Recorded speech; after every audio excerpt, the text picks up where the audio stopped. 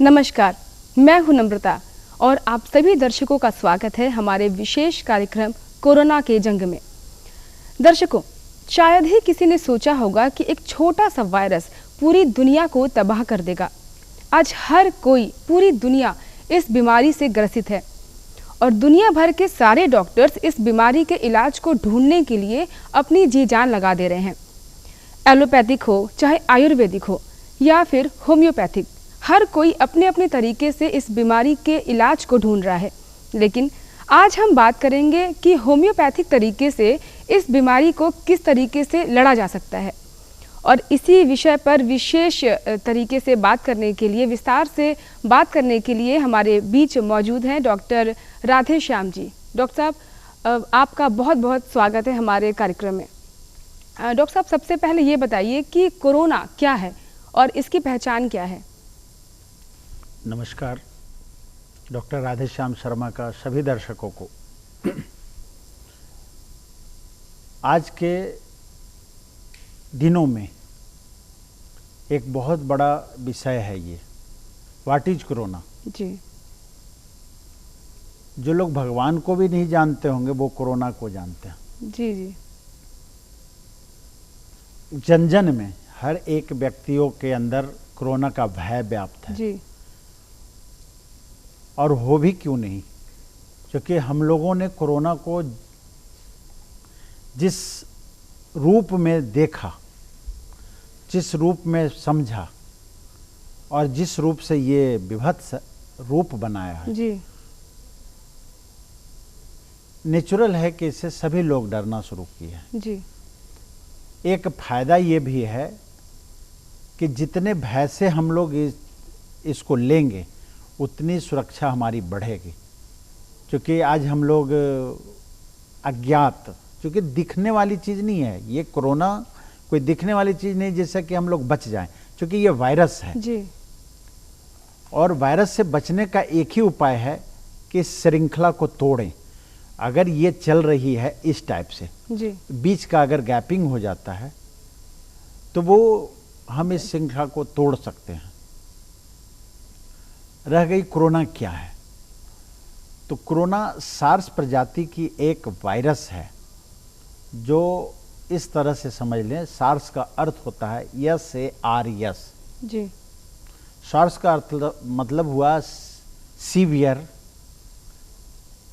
Acute respiratory syndrome, यानी श्वसन क्रिया को अचानक से तेज कर देने वाली कोई ऐसी वायरस जो बॉडी के अंदर जाने के बाद हमारे सारे सिस्टम्स को, जी, सारे ऑर्गन्स को अफेक्टेड कर दे। जी। तो ये सार्स प्रजाति से निकली हुई एक वायरस है, इसलिए इसका नाम हम लोग कोरोना दिया है। कोरोना ही क्यों दिया, क्वेश्चन उठती है कि कोरोना ही क्यों दिया। क्योंकि अगर इसे हम देखें तो ये राउंड है और इसमें एक मुकुट जैसी चीज, क्रॉन जैसी चीज दिखता है। जी जी। बीच से अगर डिवाइड किया जाए तो उससे अगर सामने से देखा जाएगा तो एक मुकुट जैसी चीज दिखता है। मुकुट को ही क्रोन कहते हैं। डॉक्टर साहब, जिस तरीके से एलोपैथ में और आयुर्वेद में लोग इसका इलाज निकाल रहे हैं, तो होम्योपैथ में इसका क्या इलाज है? जी हाँ, जिस प्रकार आयुर्वेद है, जिस प्रकार एलोपैथ है, उसी प्रकार होम्योपैथ में इसके बचाव के उपाय और सफल इलाज, जिसको हम लोग कहते हैं क्यूरेटिव सिस्टम्स ऑफ बॉडी और प्रिवेंटिव सिस्टम्स ऑफ मेडिसिन, हमारे पास दोनों तरह के दवाएं हैं। हम इससे किस प्रकार बच सकते हैं, इसके बचने का तरीका क्या है? बचने का तरीका सबसे पहले जो हम लोग सोशल डिस्टेंसिंग करते हैं जी। अब जैसे मान लिया जाए हमारा कोई भी चीज़ बोलते हैं तो उसके अंदर से एक छोटे छोटे कण निकलते हैं। जी जी। वो जहाँ जाएगा वो दूसरी जगह अफेक्टेड करता है, तो इससे बचना जी। दूसरी चीज़, होम्योपैथ में दवाएं हैं जो तुलसी से बनी हुई है, जो जिंजर यानी अदरक से बनी हुई है, और कुछ दवाएं ऐसी है जो गिलोय से बनी हुई है, जी जी, सदाबहार से बनी हुई है, जी, जो हमारे बॉडी की इम्यूनिटी को बढ़ाता है। जी। तो जब हम इन सारी दवाओं का प्रयोग करेंगे, जैसे वो तुलसी से बनी हुई दवा है ऑस्मियम सैंक्टम, अच्छा अच्छा, गिलोय जिसे हम कहते हैं, जी गिलोय से बनी हुई दवा है टाइनोस्पोरा, जी जिंजर से बनी हुई ही दवा है जिंजर, जी लहसुन से बनी हुई दवा है एलियम सेटाइवा। जी। अगर इन सभी दवाओं को हम पहले से प्रिवेंटिव स्वरूप में भी लें तो हम इससे बच सकते हैं जी। इसके अलावा आर्सेनिक एल्बम, कैम्फर, कुछ कुछ दवाओं को हम लोगों ने रिसर्च करके देखा और प्रायोगिक करके देखा जो किसी भी रोगियों के ऊपर इसका प्रभाव बढ़िया है। अब रह गई कि इससे बचाव के उपाय हो गए। अगर किसी भी रोगी को कोरोना के लक्षण दिखते हो, क्योंकि दो तरह की कोरोना होती है, कोरोना को हम लोग दो तरह से पहचान करते हैं, एक सिम्टोमेटिक और दूसरा जिसे हम लोग नाम दिए एसिम्टोमेटिक और दूसरा सिम्टोमेटिक। सिम्टोमेटिक में क्या है कि वो सारे सिम्टम्स दिखते हैं, लक्षण दिखते हैं, सर्दी हो जाना, बुखार लग जाना, कफ हो जाना, खांसी हो जाना, इस तरह का कंप्लेन आता है, इस तरह के लक्षण दिखते हैं तो हम लोग उसको सिम्टोमेटिक कह देते हैं। भाई सिम्टम दिख रहा है कि हाँ इसमें ये सब लक्षण दिखते हैं। जी डॉक्टर साहब, होम्योपैथ बहुत देर में असर करता है, कहते हैं लोग कि इसकी दवा 3 महीने तक करते हैं और उसके बाद नहीं करना चाहिए, तो बहुत लोगों को कन्फ्यूज़न है होम्योपैथ को लेकर, तो इसके बारे में आप क्या बताना चाहेंगे? होम्योपैथ में ऐसी कोई ये भ्रांतियाँ हैं जी, क्योंकि कुछ ऐसे चीज़ हैं जो 3 महीने में ठीक नहीं हो सकती है। जी, जैसे किडनी से रिलेटेड कोई भी बीमारी, हाइपरटेंसिव या मान लिया जाए गैस की बीमारी, तो इसके लंबे दिनों तक दवाई अगर नहीं पड़ेगी, थायराइड है, किडनी की बीमारी है, तो फिर कैसे ठीक हो सकता है? तो होम्योपैथ को लंबे दिनों तक दिया जा सकता है, लंबे दिनों का अर्थ है सालों दिया जा सकता है और इसका साइड इफेक्ट नहीं है। ये प्रूव्ड है कि इसका no any side effect of homeopathic medicine. Homeopath medicine का कोई साइड इफेक्ट नहीं है। हाँ, ये भ्रांति हम लोग इसलिए पैदा हो जाती है क्योंकि इसका प्रचार प्रसार बहुत कम है। मैं आभारी हूँ बिहार दूरदर्शन का कि जो उन्होंने होम्योपैथ को यहाँ पर लाया और डिस्कस किया। अच्छा डॉक्टर साहब, ये बताइएगा कि सब लोगों का मानना है कि अगर कोई बीमारी होती, जैसे अगर बुखार हुआ या पेट में दर्द हुआ, तो सबसे पहले लोग एलोपैथ में जाते हैं क्योंकि वो बहुत जल्दी असर करता है, और होम्योपैथ एक तो बहुत टाइम भी लेता है और ऊपर से बहुत लोग का ऐसा मानना है कि ये अगर हम होम्योपैथ की दवा करते हैं तो सबसे पहले तो वो बढ़ाता है, उसके बाद फिर ठीक करता है, तो इसके बारे में आप क्या बताइएगा? देखिए, एक्यूट डिजीज में होम्योपैथ फास्ट एक्शन करता है क्योंकि मैं प्रत्येक दिन 100 रोगी देखता हूँ, ठीक है, उसमें 80% एक्यूट होते हैं। अब जैसे इन दिनों हम देखते हैं वॉमिटिंग हो रही है, तो वॉमिटिंग हो रही है, अगर हमारे पास पेशेंट है तो हो सकता है 2 खुराक दवाई दूं और 10 से 15 मिनट में उसकी उल्टी रुक जाएगी। तो ये देर से प्रभावी है, ये कहाँ है? अगर हमारा सिम्टम्स एक्यूरेट मिल रहा हो तो होम्योपैथ की दवा बुलेट की गोली जैसी काम करेगी। अगर लग गया तो गया, और नहीं लगा तो कान के बगल से आवाज़ करके निकल जाएगी और साइड इफेक्ट नहीं होगा। तो होम्योपैथ में ये धारणा अगर लोगों में है तो ये भ्रांति है, उसे निकाल देना चाहिए कि नहीं, होम्योपैथ बहुत लेट से फायदा करता है। It is also impossible possibility of fast action of medicine. Homeopath की मेडिसिन फास्ट एक्शन कर सकता है, जिसे मैं रोज करके देख रहा हूँ। अच्छा डॉक्टर साहब, होम्योपैथ बच्चों के लिए और बूढ़ों के लिए वो भी बहुत ज़्यादा प्रभावी कारीगर है? चूँकि अब जैसे एक छोटी सी मैं बात बताता हूँ, बच्चों में कितना कारगर है। अब जैसे किसी बच्चों को ब्रोंकियल आजमा हो गया या निमोनिया हो गया या लूज मोशन हो गया, तो अक्सर हम लोग एलोपैथ मेडिसिन में देखते हैं एंटीबायोटिक का प्रयोग किया जाता है, जो सिर्फ इंडिया में ही होता है ज़्यादा। बाहर के देशों में एंटीबायोटिक पे बैंड लगी हुई है। जिस प्रकार यहाँ डाइजीपम, जिस प्रकार ट्रैंक्विलाइजर को भी मेडिसिन नहीं दे सकते हैं, बैंड है।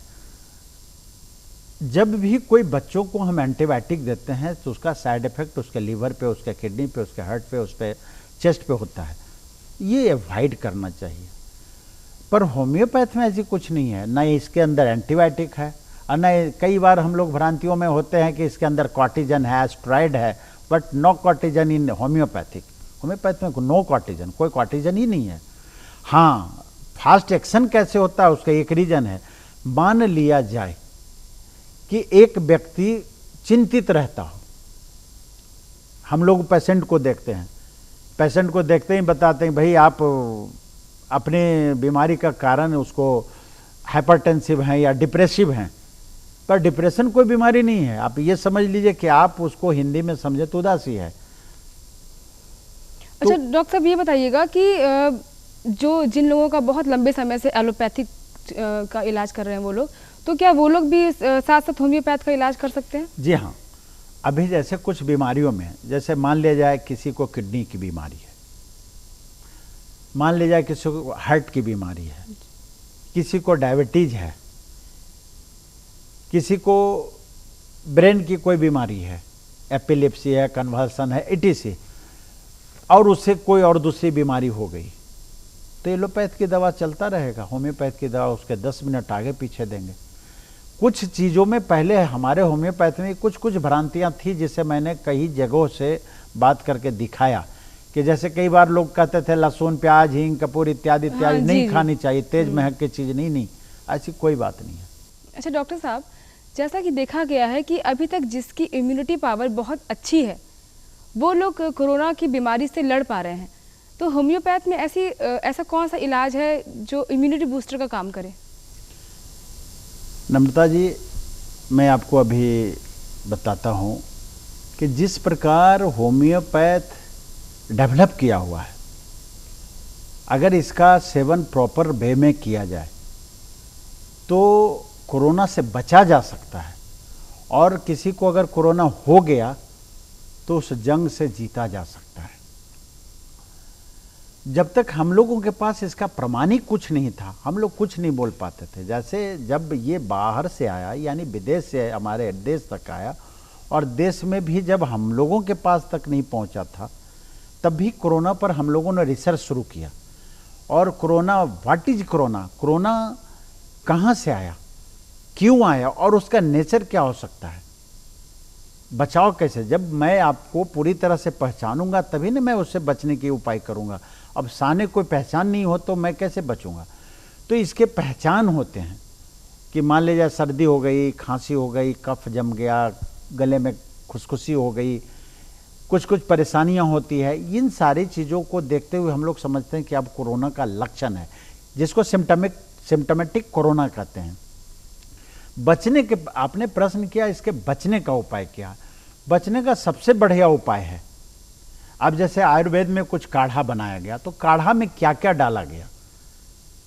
अब जिन चीज़ों को काढ़ा में डाला गया है तो बुस्ट कर रहा है, तो होम्योपैथ उसकी दवा बना रखी है।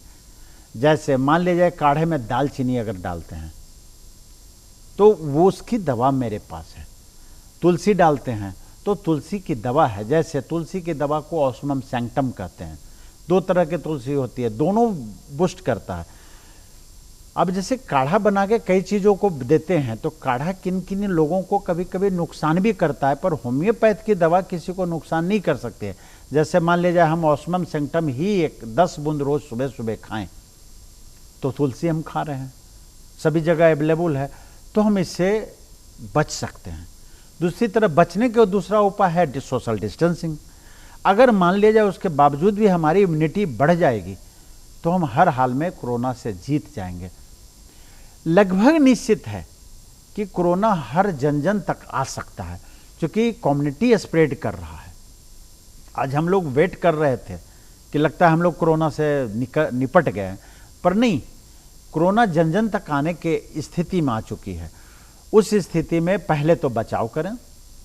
बचाव क्या करें, अब जैसे मैंने दवा का नाम बताया निमोकोकस, जिसका सीधे चेस्ट पर, जिसके कफ के ऊपर उसका सीधा प्रभाव है, तो अगर निमोकोकस हम सप्ताह में 2 दिन में 4 दिन में अपने सभी बच्चों को, सभी परिवार के हर व्यक्ति को, इवन नौकर, सर्वेंट, आया, सभी लोगों को हम लोग दें तो हमारे पास कोरोना लेके नहीं आएगा, वो कैरियर नहीं बनेगा।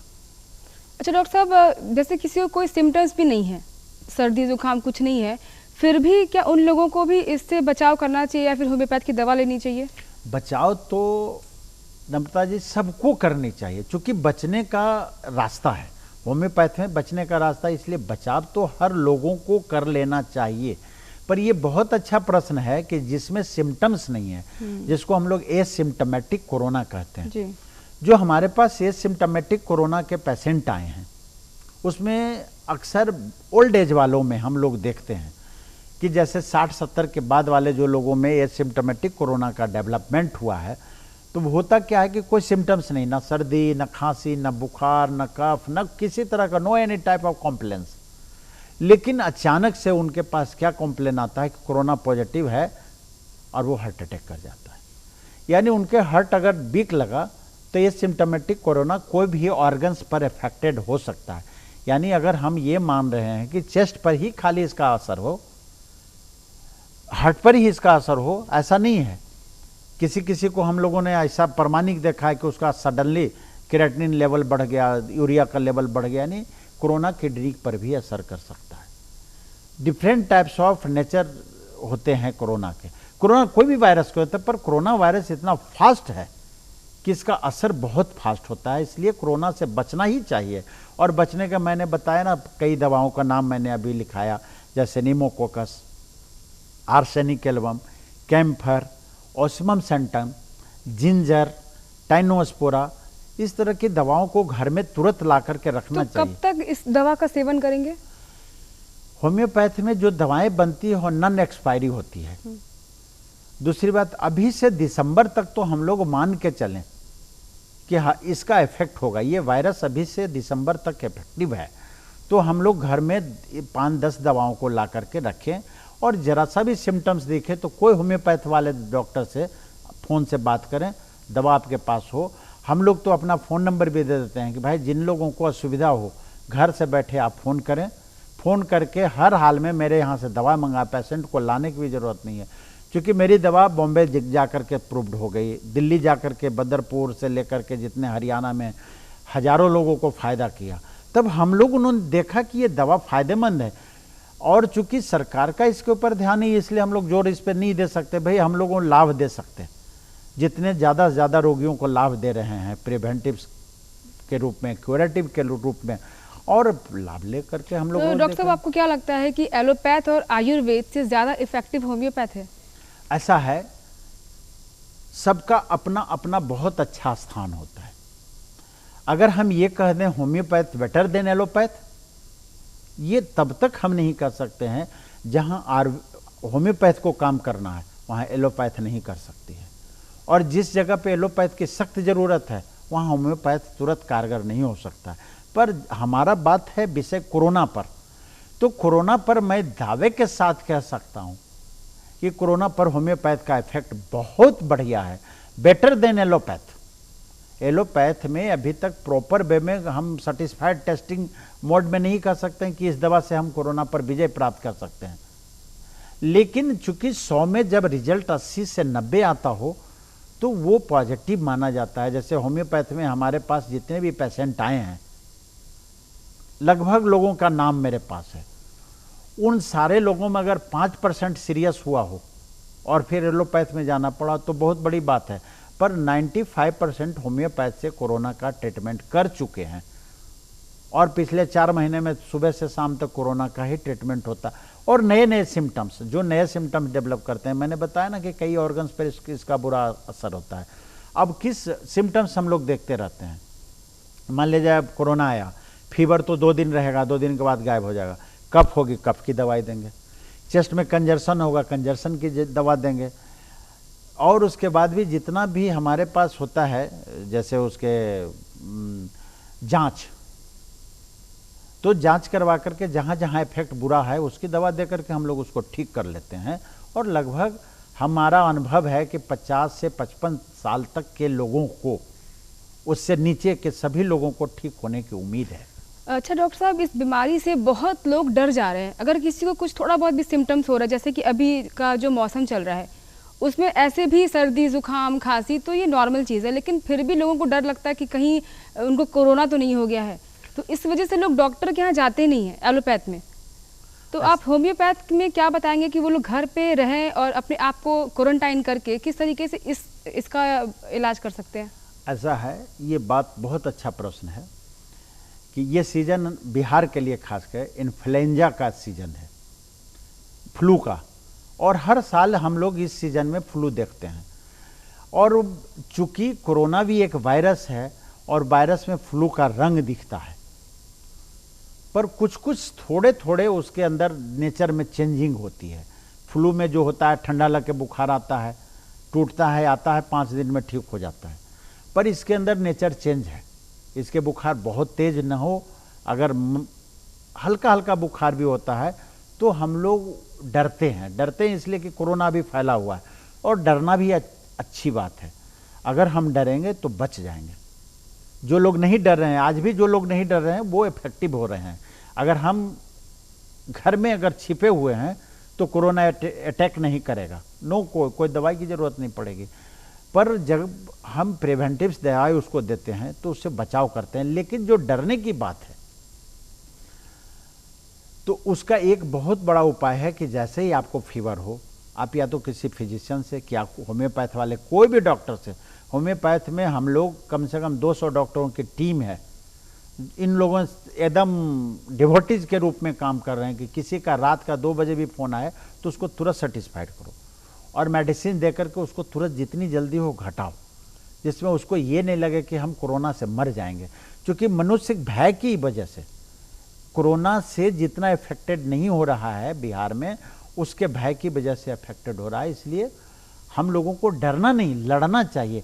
भय से हमको छिपना चाहिए, लेकिन जब सामने आए तो डरना, पैनिक होने की बात नहीं है। जी बिल्कुल डॉक्टर साहब, आपका बहुत बहुत धन्यवाद हमारे दर्शकों को इतनी सारी जानकारी देने के लिए। उम्मीद करते हैं हमारी जो एक छोटी सी कोशिश है इस कार्यक्रम के द्वारा, उम्मीद करते हैं कि आपको पसंद आ रहा होगा और आप लाभ उठा रहे होंगे। फिर मिलते हैं, तब तक के लिए दीजिए इजाज़त, नमस्कार।